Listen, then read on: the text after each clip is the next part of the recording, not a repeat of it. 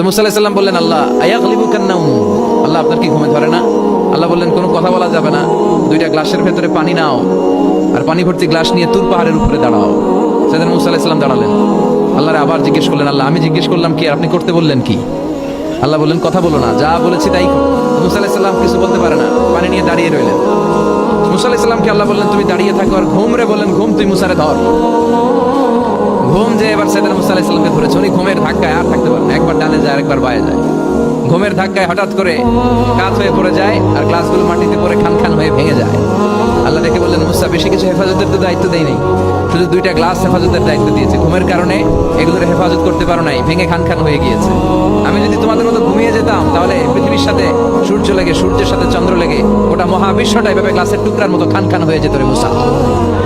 এজন্য লা তাখুযুহু সিনাতুন ওয়ালা নাওম, আমার ঘুমেও ধরে না, ঘুমের আগে যে তন্দ্রা আসে ওইটাও ধরে না। এই সূরাটি আয়তনে ছোট হলেও মর্যাদার বিচারে কোরআনে কারীমের শ্রেষ্ঠতম সূরাসমূহের মধ্য থেকে অন্যতম। নবী করিম সাল্লাল্লাহু আলাইহি সাল্লাম এক হাদিসে বলেছেন, ইন্নাহা লাতা'দিলু সুলুসাল কুরআন, নিশ্চয়ই সূরা ইখলাস এটি মর্যাদার বিচারে এবং সওয়াবের দিক থেকে কোরআন কারীমের 1/3 বা 1/3 সমতুল্য। বুখারীর এক বর্ণনা থেকে বোঝা যায় নবী সাল্লাল্লাহু আলাইহি সাল্লাম সূরা ইখলাস একবার পাঠ করলে কোরআন কারীমের 1/3 তেলাওয়াত করার সমান সওয়াব পাওয়া যাবে, সেটি বলেছেন। এর উপর ভিত্তি করে অনেক উলামা ইকরাম বলেছেন, 3 বার যদি কেউ কুল হুয়াল্লাহ সূরা বা সূরা ইখলাস পাঠ করে তাহলে আল্লাহ রাব্বুল আলামিন তাকে গোটা কোরআন একবার পড়ে শেষ করার সমান সওয়াব দান করবেন। অন্য আরেকটি হাদিসে বর্ণিত হয়েছে, এক ব্যক্তি সূরা ইখলাস পাঠ করেছেন, নবী সাল্লাল্লাহু আলাইহি ওয়াসাল্লাম সে শুনতে পেয়ে তিনি বলেছেন ওয়াজাবাত, অর্থাৎ তার জন্য ওয়াজিব হয়ে গেছে। সাহাবা একরাম জিজ্ঞাসা করেন, ইয়া রাসূলুল্লাহ কি ওয়াজিব হয়ে গেছে? তিনি বলেছেন তার জন্য জান্নাত ওয়াজিব হয়ে গেছে, জান্নাত আবশ্যক হয়ে গেছে। অন্য একটি বর্ণনায় তিনি বলেছেন, যদি কেউ 10 বার সূরা ইখলাস বা কুল হুয়াল্লাহ সূরা পাঠ করে আল্লাহ রাব্বুল আলামিন তার জন্য জান্নাতে একটি প্রাসাদ নির্মাণ করবেন। মসজিদে কুবার একজন ইমাম নিযুক্ত ছিলেন, যিনি প্রতি রাকাত ফরজ নামাজে সূরা ফাতিহা পাঠ করার পর যখন অন্য সূরা মেলানোর অপশন আসে তিনি প্রথমে সূরা ইখলাস পাঠ করেন, এরপর অন্য সূরা পড়েন। সাহাবা ইকরাম এবং সেই মসজিদের মুসল্লিরা নবী সাল্লাল্লাহু আলাইহি ওয়াসাল্লামের কাছে বিষয়টি উত্থাপন করলেন এবং তারা জানতে চাইলেন কেন তিনি এমনটি করেন। সূরা ইখলাস এটি তো প্রত্যেক রাকাতে পড়াটা বাধ্যতামূলক নয়, সূরা ফাতিহার পর তিনি নিয়মিত এটি কেন করেন? সেই ইমামকে ডেকে নবী সাল্লাল্লাহু আলাইহি ওয়াসাল্লাম জিজ্ঞাসা করলেন এর কারণ সম্পর্কে।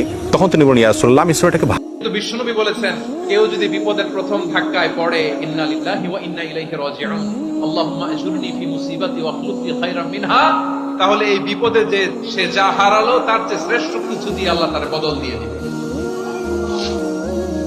এটা বিশ্বনবীর সবচাইতে প্রিয় দোয়া ছিল। নবী যখন তাওয়াফ করতেন প্রতিটা তাওয়াফে তিনি এই দোয়াটা পড়তেন। রুকনে ইয়ামানি থেকে হাজরে আসওয়াদে যখন তিনি যেতেন এই দোয়াটা পড়তেন, রব্বানা আতিনা ফিদ দুনিয়া হাসানা ওয়া ফিল আখিরাতি হাসানা ওয়া কিনা আযাবান নার, আল্লাহ দুনিয়ার কল্যাণ দাও, আখিরাতের কল্যাণ দাও, আল্লাহ জাহান্নামের আগুনের শাস্তি থেকে তুমি আমাদেরকে বাঁচাও। যে ব্যক্তি চগলখড়ি করে এর কথা ওর কাছে লাগায়, ওর কথা এর কাছে লাগায়, সবার কাছে ভালো সাজে, সামনে আসলে সাধু সাজে, পেছনে গেলে দুর্নাম করে, এই রোগের মানুষ, এই বদনামি করা মানুষ, একজনের কথা আরেকজনের কাছে লাগালাই করা মানুষ, সামনে গিয়ে আরেকজনের দুর্নাম আবার তার কাছে গিয়ে এই লোকের দুর্নাম করা মানুষ, এরা কখনো জান্নাতে যেতে পারবে না।